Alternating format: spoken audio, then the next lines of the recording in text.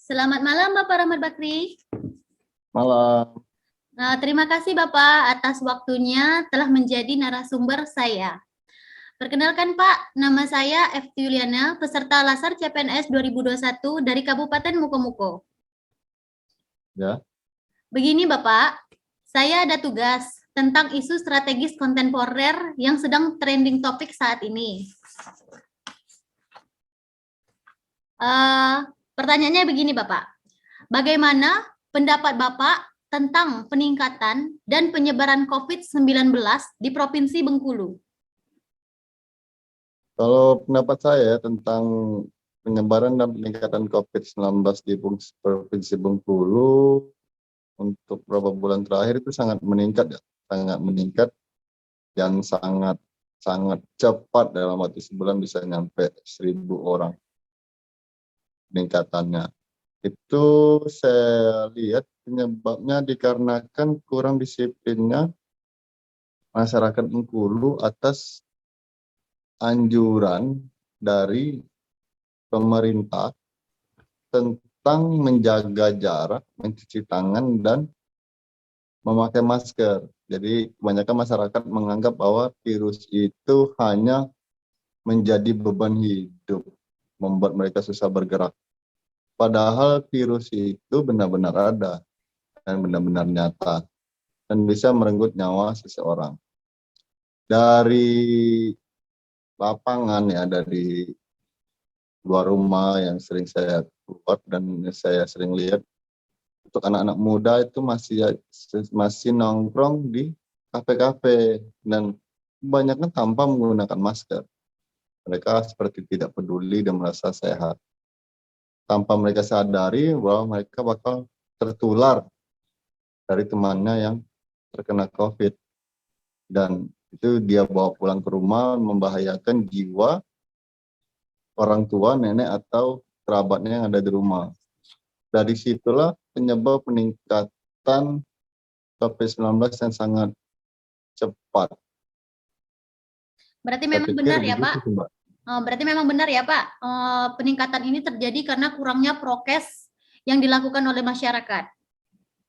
Ya, masyarakat menganggap pemerintah itu hanya hoak-hoak gitu, dia pikir kan bahwa pemerintah itu memang menyiapkan, memberikan himbauan untuk 3M itu ya memang benar, padahal sering dirazia, sering didatanya Satpol PP, mengusir mereka pulang, malah menganggap itu salah bagi mereka, padahal itu benar. Dan terjadilah peningkatan itu yang sangat cepat, dan mereka baru sadar bahwa 3M itu sangat baik untuk diri sendiri. Satu lagi Pak pertanyaannya, sekarang tuh lagi marak tentang vaksin ya Pak ya. Bagaimana pendapat Bapak tentang program vaksinasi dari pemerintah saat ini? Kalau pendapat saya tentang vaksinasi dari pemerintah sangat baik ya, apalagi gratis ini. Dari pemerintahan Jokowi untuk vaksin gratis. Kalau saya sebagai masyarakat umum itu sangat antusias yang menerima vaksin dan sangat terima kasih kepada pemerintah yang menyiapkan vaksin. Karena saya dapat melihat atau mendapat informasi bahwa orang yang sudah divaksin, apabila dia terpapar COVID-19, gejalanya tidak lebih ringan dibanding orang yang tidak divaksin.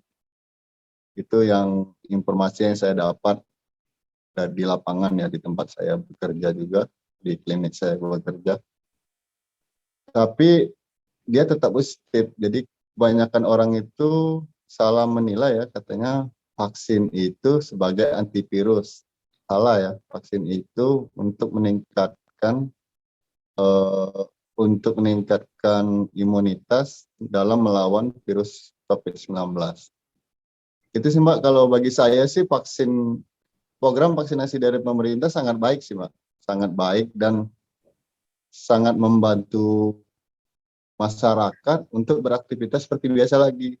Ya, semoga bencana COVID-19 ini di Indonesia cepat teratasi dan negara kita cepat bangkit lagi ya, supaya ekonomi kita meningkat lagi seperti biasa. Oke Bapak, terima kasih Baik, ya ya Pak. Mbak. Selanjutnya ada pertanyaan lagi nggak Mbak? Enggak Pak, cukup 2. Baiklah Bapak, terima kasih ya Pak atas waktu dan kesempatannya telah menjadi narasumber saya. Maaf Bu, mengganggu waktunya sebentar Bu. Saya ingin menanyakan tentang yang Ibu tahu tentang peningkatan dan penyebaran kasus COVID di Provinsi Bengkulu Bu. Saya kalau untuk penyebarannya melihat di berita mungkin banyak, tapi untuk secara pastinya saya tidak tahu itu penyebarannya memang banyak atau tidak. Nah, satu lagi Bu yang saya tanyakan Bu, bagaimana sih pendapat Ibu tentang vaksinasi yang dianjurkan pemerintah Bu? Ibu setuju atau tidak Bu? Kalau saya pribadi bukannya tidak setuju, tapi melihat berita yang sering beredar di TV, di media sosial, kita takut karena ada dampaknya, dari ada yang meninggal, ada efek samping sakit, atau masih banyak yang lain di berita itu. Oh, jadi sudah, kalau Ibu sendiri sudah vaksin? Belum Belum pernah vaksin, satu dua juga belum pernah? belum pernah vaksin. Sebenarnya Bu, kalau untuk vaksin ini Bu, anjuran pemerintah itu kan sebenarnya bagus Bu, karena dari kasus-kasus positif COVID itu Bu, rata-rata yang mereka belum divaksin itu gejalanya luar biasa Bu. Tapi kalau yang sudah divaksin itu gejalanya agak ringan. Sebenarnya vaksin itu bukan untuk mencegah atau mengobati Bu ya, untuk meringankan saja Bu. Jadi kita bisa ambil contoh waktu kita hujan menggunakan payung ya Bu ya. Kalau seandainya hujan menggunakan payung itu kan Bu, air hujan jatuh ke tubuh kita nggak langsung terkena tubuh kita Bu, ada tameng payungnya dulu, baru ada yang cipratan yang air hujan yang memercik ke badan kita, tapi nggak langsung kena. Nah, begitu juga gunanya vaksin Bu. Jadi untuk mengebalkan diri kita dari penyakit tersebut Bu. Jadi saran saya kalau bisa Ibu tetap divaksin Bu ya. Nah, kalau masalah rumor yang di TV-TV itu memang kebanyakan seperti itu, ada yang meninggal, ada yang sakit. Tapi sebenarnya lebih banyak yang dampak positifnya daripada negatifnya Bu. Seperti contohnya yang itu tadi yang saya katakan, kalau yang pasien yang dinyatakan positif. Perkenalkan, nama saya Tiara Fadila Kusmarina. Saya peserta lasar CPNS Kabupaten Mukomuko. Maaf sebelumnya, nama Pak siapa Pak? Bapak Galuh Mbak. Saya izin waktunya sebentar ya Pak untuk menanyakan beberapa pertanyaan sepengetahuan Pak saja Pak untuk ini. Yang pertama Pak, sekarang kan kita lagi peningkatan kasus COVID Pak, di Provinsi Bengkulu. Apa tanggapan Bapak tentang peningkatan kasus ini Pak? Kalau menurut saya Mbak, setelah melihat kasus-kasus yang terjadi terutama di Provinsi Bengkulu sangat memprihatinkan ya Mbak, karena Provinsi Bengkulu masuk ke dalam zona merah penularan COVID-19 Mbak. Karena COVID ini Mbak sudah menjadi masalah internasional Mbak, masalah dunia Mbak, bukan Provinsi Bengkulu atau Indonesia, melainkan sudah menjadi pandemi Indonesia Mbak. Dan salah satu cara mengupayakan memutus penularan COVID ini Mbak, dengan kita bersama-sama untuk vaksinasi salah satunya dan mengikuti protokol kesehatan yang ada Mbak. Tadi Bapak menyebutkan vaksinasi ya Pak? Iya. Itu kan juga salah satu upaya pemerintah. Apa tanggapan Bapak tentang upaya pemerintah itu Pak? Kalau pendapat saya ya Mbak, kalau tentang vaksinasi ini saya sangat setuju ya Mbak. Karena terutama saya ya Mbak, saya sudah vaksinasi 2 kali juga ya Mbak. Vaksinasi ini kan upaya pemerintah, program pemerintah Mbak, untuk meningkatkan kekebalan imun kita sebagai warga negara, dan itu juga salah satu bisa memutus penularan rantai COVID-19 Mbak.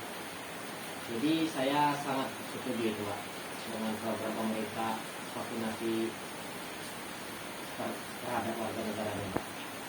Tapi kan banyak berita beredar tentang vaksinasi itu, gimana tanggapan Bapak?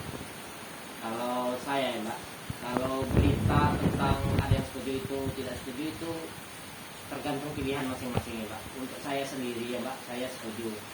Setelah itu Mbak, saya juga baca-baca berita di media sosial, di berita di TV ya Mbak. Setelah kita diadakan vaksin di negara kita Indonesia ini Mbak, kasus vaksin menurun Mbak. Dari sebelumnya negara kita kan salah satu negara terbesar penularan COVID-19 kan Mbak. Setelah vaksin, alhamdulillah Mbak, kasus COVID di negara kita Indonesia ini menurun Mbak. Baik Pak, jadi intinya Bapak setuju ya Pak dengan program vaksinasi pemerintah ini? Sangat setuju Mbak. Baik Pak, itu saja yang saya tanyakan. Terima kasih atas pendapat Bapak. Ini nanti akan saya jadikan laporan di tugas saya Pak. Baik, terima kasih Pak. Assalamualaikum.